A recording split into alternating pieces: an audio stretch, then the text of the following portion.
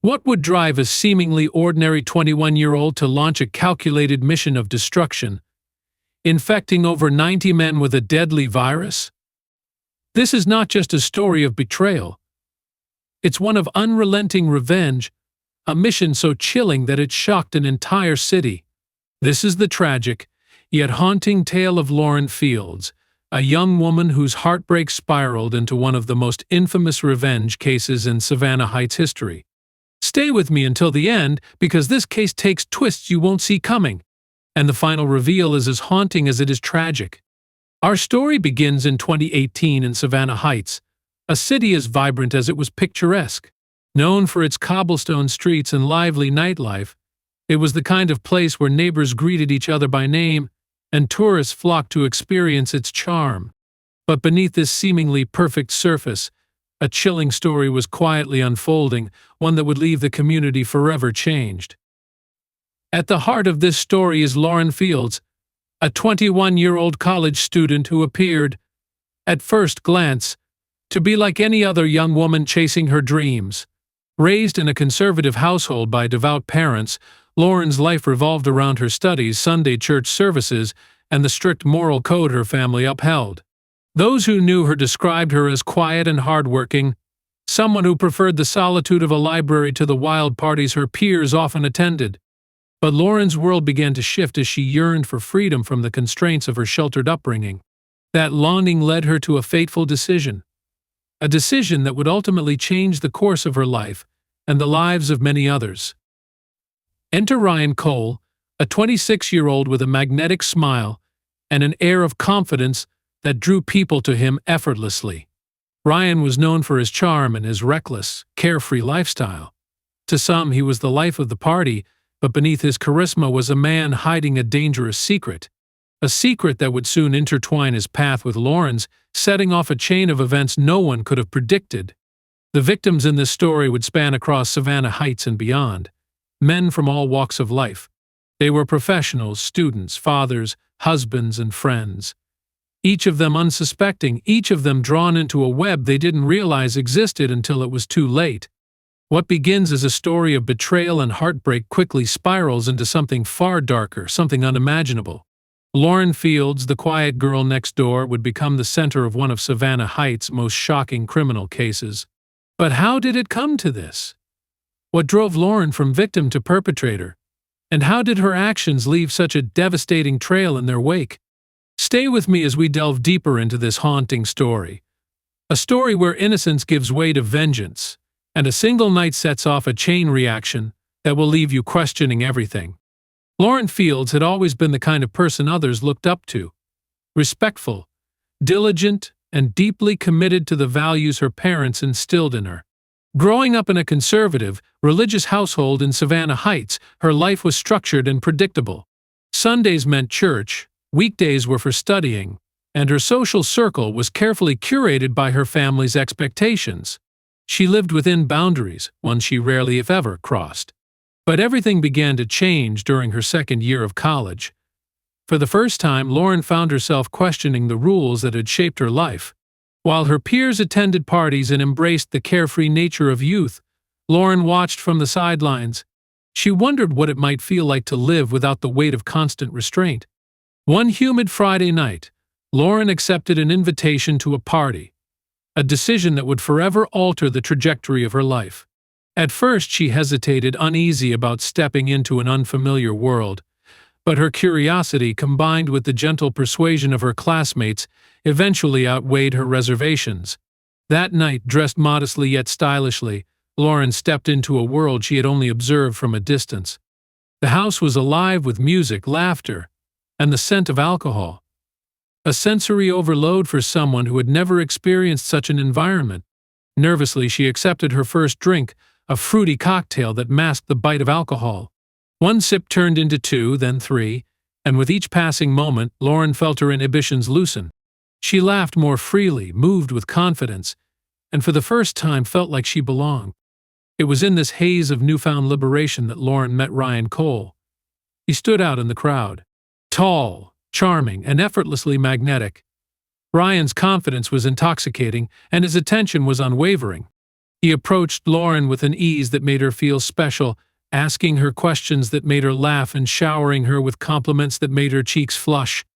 As the night wore on, Ryan became her anchor in the chaos. He offered her another drink, led her to quieter corners of the house, and listened intently as she shared small details about her life. For a girl who had always been cautious, Lauren found herself letting her guard down. When Ryan suggested they leave the party and go somewhere more private, a quiet voice in her mind whispered warnings. But the alcohol, his charm, and the thrill of the moment drowned out her caution. She followed him. That night, Lauren crossed a boundary she had never imagined. Under the soft light of Ryan's apartment, his words of reassurance melted her remaining doubts. She surrendered to the moment, believing for a fleeting instant that she had found something real. Weeks later, the glow of that night had long faded, replaced by an uneasy feeling Lauren couldn't shake. She felt fatigued, her body weak in ways she couldn't explain. A visit to the campus clinic confirmed the unthinkable. Lauren was HIV positive. The diagnosis hit her like a freight train, shattering the illusion of safety she had always clung to. Sitting in the sterile clinic, clutching the test results in her trembling hands, she struggled to process the news. As the days passed, she pieced together the truth. Through fragmented conversations and whispers from others, Lauren discovered that Ryan had known all along. He had been aware of his condition, yet he had intentionally kept it a secret, exposing her to a life-altering disease without a shred of remorse. The betrayal was unfathomable. Lauren's heartbreak turned to anger, and then to something far darker. She felt not only betrayed by Ryan but abandoned by a world that allowed her to fall victim to his deceit. Her faith, her upbringing, and the values she had clung to now felt hollow and meaningless. The rage inside her grew, consuming the quiet, obedient girl she had once been. Lauren became fixated on a single thought. If Ryan could destroy her life without facing consequences, why should she spare others from the pain she was enduring? The sense of betrayal morphed into a desire for revenge, a mission that would consume her every thought and action. Lauren Fields, the girl who had once followed all the rules, was gone. In her place was someone unrecognizable, someone fueled by anger and a chilling resolve. She began to plan, meticulously crafting a new identity and a new purpose. This wasn't just revenge. It was a mission to make the world feel the pain she felt, one victim at a time. Lauren Fields was no longer the person her family and friends had once known. Her transformation was complete. A quiet, dutiful girl turned into someone consumed by anger and a need for vengeance. Fueled by the betrayal she had endured, Lauren devised a chilling plan to make the world feel the same pain that she did. But to carry out her mission, she needed to shed her old identity and become someone entirely new. That's when Lauren Fields became Leah Marshall. Leah Marshall was everything Lauren wasn't. Confident, alluring, and dangerously deceptive. With her new identity, Lauren entered a world she had once been too cautious to explore. She joined dating apps and created carefully curated social media profiles, each designed to attract the kind of man she intended to target. Her photos were tasteful but captivating, her bios short and intriguing, just enough to pique curiosity without raising suspicion. Lauren wasn't impulsive. She meticulously planned every interaction. She sought out men who mirrored Ryan Cole's arrogance, men who seemed to live recklessly, indulging in fleeting pleasures without considering the consequences. Some were married, others were single, but they all shared a common trait. They were drawn to the mystery that Leah Marshall exuded. Her approach was precise and calculated. Conversations began innocently, with light-hearted banter and flirtation, but Lauren knew exactly how to steer them. She built trust, carefully portraying herself as a sweet, slightly naive young woman. She let her targets believe they were the ones in control, subtly guiding the interaction toward a planned meeting. By the time they met in person, her victims were fully captivated, their guards completely lowered. Lauren chose her locations carefully, restaurants, bars, and quiet hotel lounges where her presence would go unnoticed. Dressed in modest yet flattering outfits, she exuded a charm that made her targets feel special. Her every move, every word was calculated to make them believe they were engaging with someone genuine, someone who truly cared about them. But her intentions were far from genuine. Once she had lured them into a private setting, Lauren ensured the encounter unfolded exactly as she planned. Her words were soft and reassuring, her demeanor calm and confident. When questions of caution arose, she would dismiss them with a gentle smile, convincing her targets there was no reason to worry. And just like that, another name was silently added to her growing list. Months passed and Lauren's actions became bolder. The once shy and reserved girl had transformed into someone unrecognizable, a person driven by a dark and relentless purpose. But as her list of victims grew, so did the risks. It began as a whisper. Quiet murmurs among the men she had targeted. Some started noticing patterns, sharing stories and hushed conversations. They spoke of a mysterious woman who had charmed them, only to vanish without a trace. And worse, a growing number of these men had received devastating news from their doctors. They were HIV positive. The pieces of the puzzle began to fall into place. The men compared details. Her name, her appearance, the way she disappeared after their encounters. The realization was horrifying. They had all been deceived by the same person, a woman who had knowingly and intentionally exposed them to a life-altering virus. The whispers turned into warnings, spreading through social circles and online forums. Victims shared what little they knew, desperately trying to uncover her true identity. Some described her as charming and sweet, while others spoke of her calm, almost detached demeanor. But one detail remained consistent. Leah Marshall always disappeared, leaving behind a trail of heartbreak and devastation. Lauren, meanwhile, remained undeterred. She saw the growing suspicion as a challenge, not a deterrent. She changed her methods, adopting new aliases and altering her appearance. Her ability to adapt only added to the chilling precision of her plan. But the cracks in her facade are beginning to show. With every encounter, Lauren drifted further from the person she once was. The fleeting satisfaction she felt after each act of revenge quickly gave way to emptiness. Yet she couldn't stop. Her mission had become an obsession, one that consumed her every waking moment. Even as the whispers of her victims grew louder, she pressed on, unaware that her actions were leading her toward a reckoning she could no longer escape. Lauren Fields, once a victim of betrayal, had now become the perpetrator of one of Savannah Heights' darkest stories. Her carefully constructed plan was unraveling, and the truth was beginning to catch up with her. But how far could she go before her web of lies collapsed?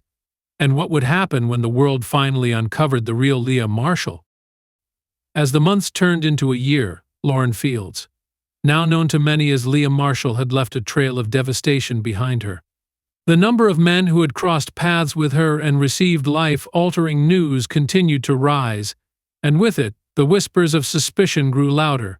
Each new diagnosis seemed to point back to the same enigmatic woman who had vanished just as quickly as she had appeared. But Lauren had underestimated the determination of one of her victims.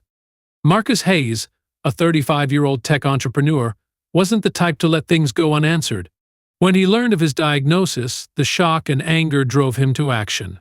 Marcus began to piece together fragments of conversations, remembering details from the brief, mysterious encounter with Leah Marshall. The way she seemed too perfect, the way she had evaded questions about her past, and how she had disappeared without leaving a trace. It all felt deliberate. Fueled by a mix of betrayal and desperation, Marcus turned to the one place he knew might hold the answers: the internet. Using his tech expertise, Marcus dove into online forums and dating platforms, searching for any trace of the woman who had deceived him. It wasn't long before he stumbled upon others who shared eerily similar stories. They described the same alluring profile, the same calculated charm, and the same devastating aftermath. Marcus created a private forum, a space where victims could share their experiences and begin to piece together the puzzle. The picture that emerged was chilling.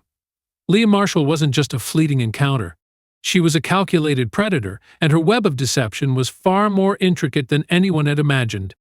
Marcus's determination paid off when he uncovered a critical clue. One of the victims had managed to snap a photo of her at a restaurant during their meeting, and although the image was blurry, it was enough to connect the dots. Marcus compiled everything he had gathered, chat logs, emails, photos, and the growing list of victims, and took it to the authorities. What had started as a personal mission for answers now became a full-blown investigation. Lauren Fields, meanwhile, had no idea the net was closing in around her. She had grown confident in her ability to stay ahead of suspicion, changing aliases and moving between apartments to avoid detection. But her careful planning couldn't withstand the sheer volume of evidence piling up against her. The police traced her movements through her online activities, following the digital breadcrumbs she had left behind. One fateful morning, the police arrived at a modest apartment on the outskirts of Savannah Heights. Lauren was arrested without incident, her calm demeanor betraying little of the storm raging inside her. Inside the apartment, investigators found the key to unraveling her operation, a laptop containing a password-protected file.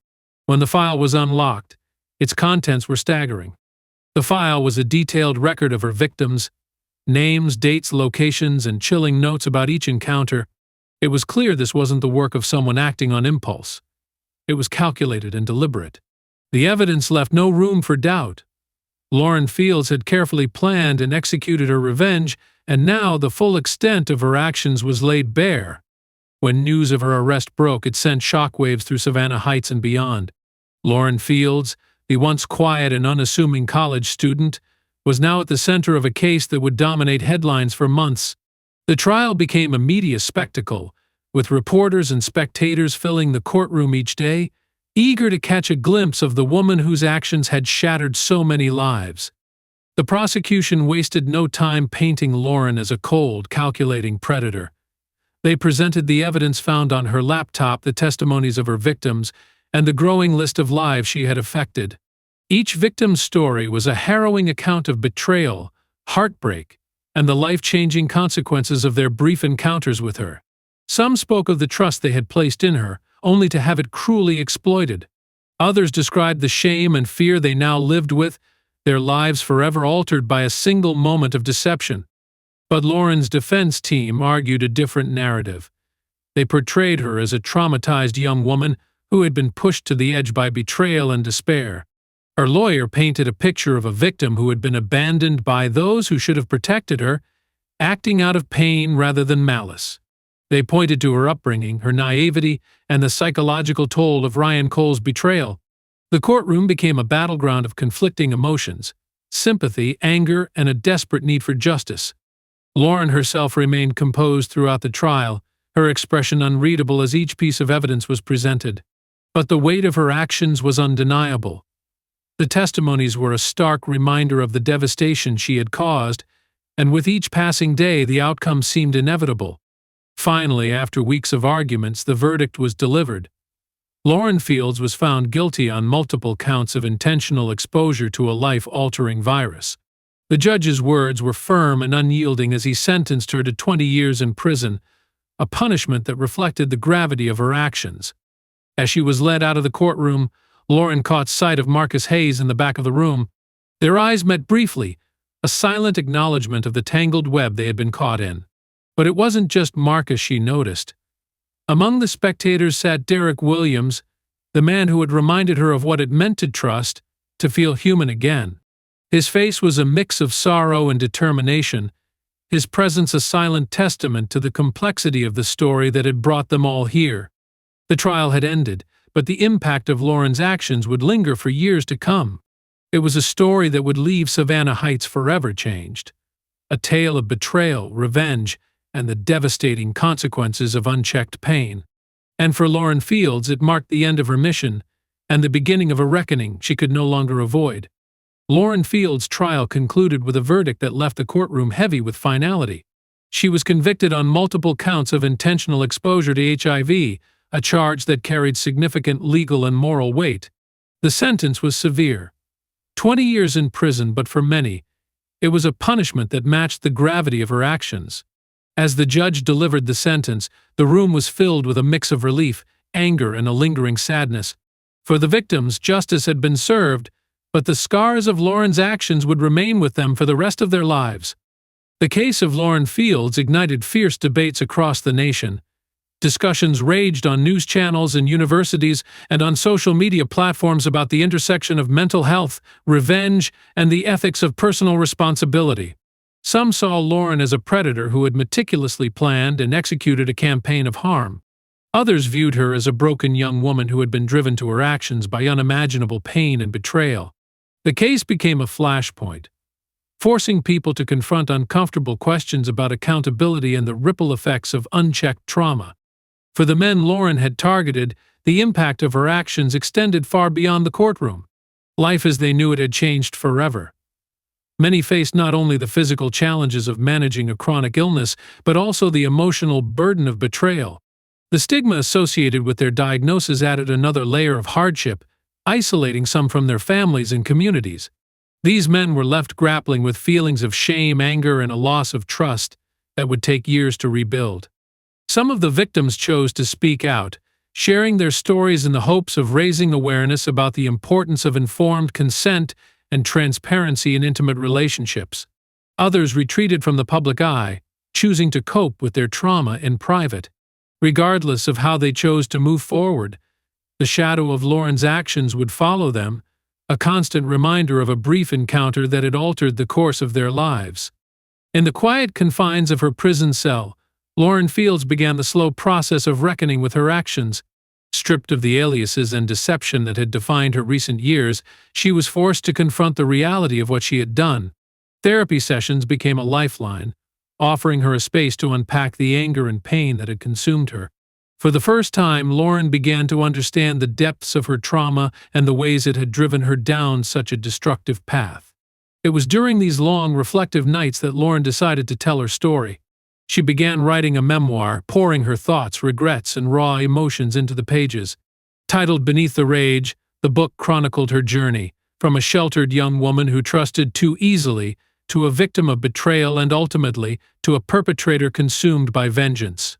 In the memoir, Lauren didn't seek to justify her actions but rather to provide a cautionary tale about the destructive power of unresolved pain. The proceeds from the book were donated to organizations dedicated to HIV awareness and support for trauma survivors, a small but meaningful step toward redemption. Lauren also became a mentor within the prison, sharing her story with other women who had faced similar struggles. She spoke openly about the choices she had made and the lessons she had learned, hoping to inspire others to break free from cycles of anger and revenge. For many of the women she mentored, Lauren's story became a source of both caution and hope, a reminder that it was never too late to seek change, even in the darkest of circumstances. Outside the prison walls, Lauren's story continued to resonate. The memoir sparked conversations about the importance of mental health support and the need for education around informed consent and personal accountability. Advocates used her case as an example of the far-reaching consequences of betrayal and the importance of addressing emotional trauma before it escalates into something destructive.